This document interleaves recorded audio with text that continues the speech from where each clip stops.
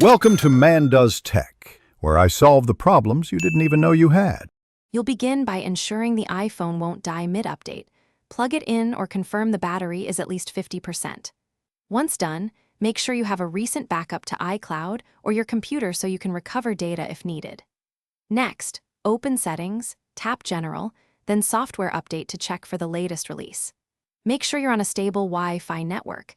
Downloading large system files over mobile data is slow and may use your plan. You'll tap Download and install and enter your passcode to authorize the action. This confirms you and protects your data. While the update downloads, keep settings open and avoid heavy multitasking so the process isn't interrupted. Once the download completes, choose Install Now or Schedule for a convenient time.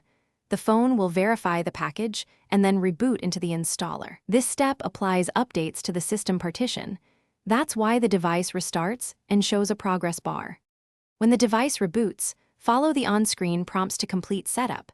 Sign in with your Apple ID if requested and review privacy notices. If the phone gets stuck on the Apple logo or progress bar for over 30 minutes, force restart. Press volume up, volume down, then hold the side button until the Apple logo reappears. If problems persist, connect to a computer and restore from your backup in Finder or iTunes. Restoring returns a stable system without losing backed up data. Thanks for watching.